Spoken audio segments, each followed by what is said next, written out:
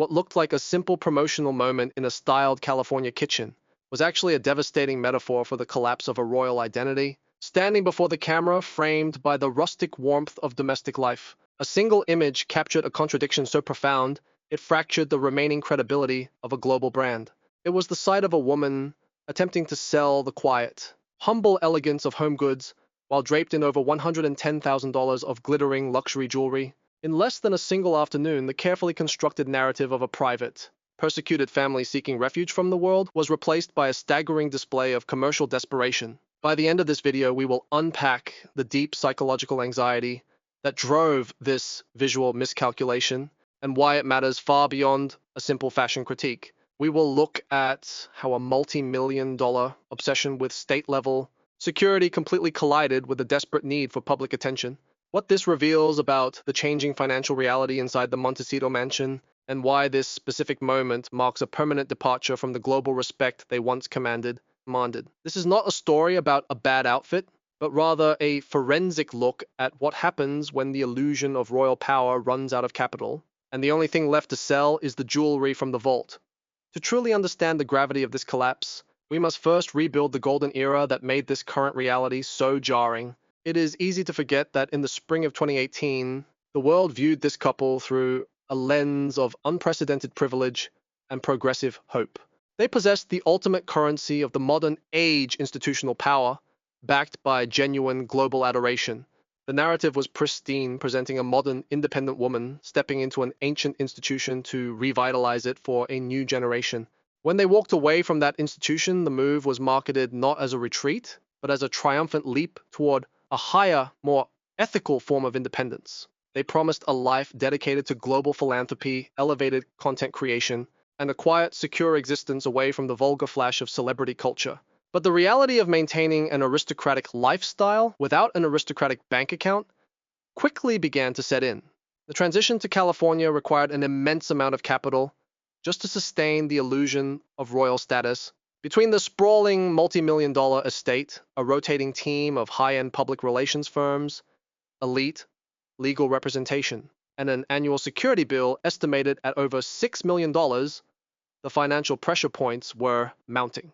The massive initial contracts with streaming giants were finite, and as those partnerships began to dissolve or stall, the underlying commercial desperation could no longer be hidden behind lofty, philanthropic statements.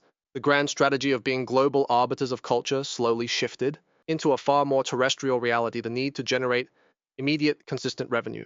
This economic anxiety culminated in the launch of a new domestic lifestyle brand, a pivot designed to position the Duchess as a high-end homemaker. The public relations machinery went into overdrive, attempting to craft an image of organic, grounded luxury. But when the first official promotional imagery surfaced, the visual strategy completely derailed. Weeks of planning and thousands of dollars in art direction could not obscure the glaring moral contradiction at the center of the frame. There she stood, preparing to market household items, yet visibly adorned with an archive of immense wealth. Viewers quickly cataloged the items: a pristine Cartier bracelet, a historic luxury watch, and a diamond necklace designed to draw the eye. That specific detail matters immensely because it shatters the very foundation of the victimhood narrative they have traded on for years. For half a decade, the public has been told that this family lives in a state of constant vulnerability, arguing in courts and in front of television cameras that their safety is permanently compromised. They have claimed that without state-sponsored, taxpayer-funded security, they are exposed to existential danger. Yet in an effort to launch a commercial product, the choice was made to actively invite the public eye to gaze upon a highly concentrated, easily transportable fortune worn on a single wrist. You cannot logically argue that you are too endangered to step outside without a military-grade security detail, while simultaneously using $100,000 of personal diamonds as a marketing prop in a commercial video. The immediate public fallout was not driven by simple dislike, but by a profound sense of moral outrage. Security experts and branding analysts alike noted the staggering hypocrisy of the display. The public relations team had attempted to create an aspirational aesthetic, but instead they exposed a deep psychological isolation. It became clear that the subject could no longer distinguish between genuine royal dignity and the superficial flash of an influencer campaign. The jewelry, which should have signaled status, instead signaled a profound lack of touch with the very audience she needed to reach. The average consumer facing historic economic pressures did not see an inspiring figure.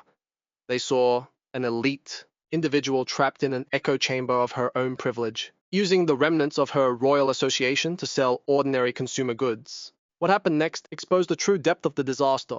As the conversation shifted from the public sphere into the private reality of their legal battles, for months, intense efforts had been made in the British courts to regain official protection, with legal teams arguing that the family's privacy and security were sacred and under constant threat. But this visual display provided the ultimate ammunition to their detractors. It demonstrated that when commerce calls, the obsession with privacy is instantly discarded for the right camera angle. The carefully curated image of a private family living in quiet exile was replaced by the reality of a commercial enterprise that views its own royal history as a liquid asset to be displayed for financial gain. As the backlash intensified, the deeper psychological truth began to surface, pointing to a massive internal divide within the marriage itself. While one partner remained deeply entangled in the trauma of the past, fighting endless court battles to secure a shield against the world, the other was actively lowering the drawbridge, inviting the cameras in, and flashing high-end luxury to secure a corporate foothold. The visual disaster of the launch did not just alienate the public, it fundamentally undermined the legal and emotional strategy that had defined their post-royal existence. This contradiction was now too loud to ignore, creating a point of no return where the ultimate blow did not come from the British press, but from the quiet, devastating realization that their own choices had rendered their greatest argument completely hollow. The silence that followed the immediate fallout was perhaps the most telling aspect of the entire crisis. Inside the walls of the Montecito estate, the aftermath of this visual miscalculation was not met with the typical flurry of aggressive press releases or defensive briefings to friendly media outlets. Instead, it was met with a profound internal reckoning. The legal representation in London, tasked with arguing before high court judges that the family required the highest level of state-sponsored protection, suddenly found their arguments severely undermined. It became impossible to maintain the narrative of an endangered family living in constant fear when the public image being projected was one of a commercial entity willingly flaunting immense portable wealth for digital engagement.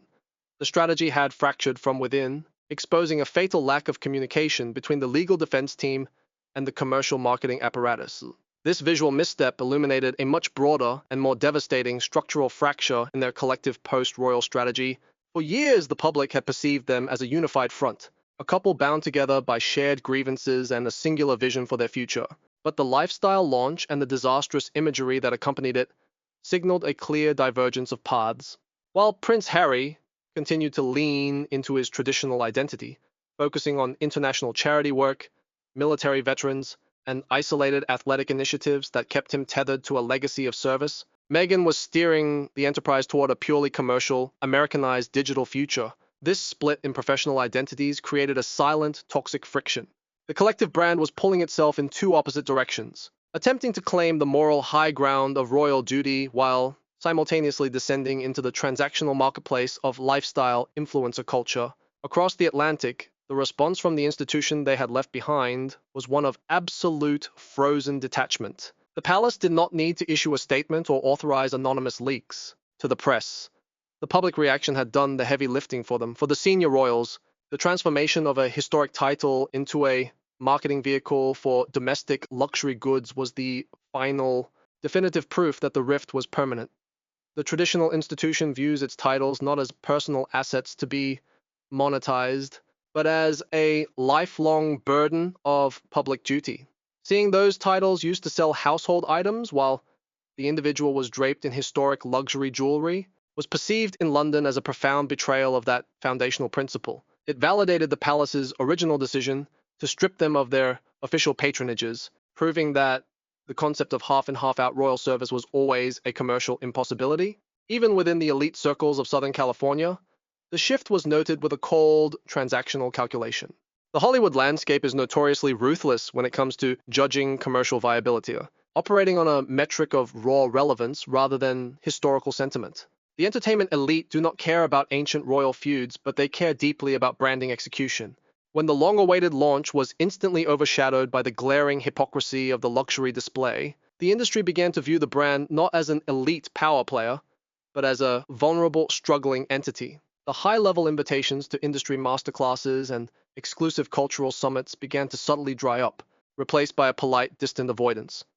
The elite realized that associating with a brand defined by constant moral, contradiction, and public backlash offered no social or financial upside. This specific moment matters so intensely because it serves as a masterclass in the psychological isolation that occurs when public figures live inside a permanent echo chamber. When an individual is surrounded exclusively by highly paid strategists, sycophants, and public relations consultants who validate every choice, the capacity for objective self-reflection is entirely lost. No one in that inner circle had the courage to point out that wearing an archive of elite jewelry to sell basic home goods would alienate the exact demographic they needed to attract. The display exposed a profound lack of touch with the economic reality of the average consumer, transforming what should have been an aspirational lifestyle launch into an alienating exhibition of unearned privilege. The product itself became entirely secondary to the glaring psychological need for public validation and status affirmation. Ultimately, this story resonates far beyond the confines of celebrity gossip because it captures the central tragedy of the modern digital age. It is the story of the rapid devaluation of genuine authority in exchange for transactional attention. The audience watches this collapse not out of simple malice, but because it exposes a profound truth about our current culture, demonstrating that when institutional dignity is traded for the immediate validation of the camera, the illusion of power evaporates instantly. The transition from a global royal figure to a commercial lifestyle marketer is a path that cannot be walked backward. Once the curtain is pulled back to reveal that the ultimate goal is the commercial monetization of a title, the historic mystique that makes royalty compelling is gone forever, leaving behind only the cold reality of a business struggling to clear its overhead. As we look toward the future, the question is no longer whether a reconciliation with the royal family is possible, but whether the commercial enterprise can survive the reality it has created for itself. The luxury jewelry will eventually remain in the vault. The digital algorithms will inevitably move on to newer public scandals, and the remaining illusion of royal power will continue to fade. What remains to be seen is whether they can ever find peace in the quiet, authentic independence they originally claimed to seek, or if the insatiable hunger for public attention will continue to drive them into increasingly desperate marketing campaigns, regardless of the psychological and reputational cost. If you found this forensic breakdown of modern public relations and human behavior insightful, consider joining our community by subscribing to the channel. Please share your perspective on this visual transition in the comments below. As we continue to analyze the forces that shape our cultural narrative,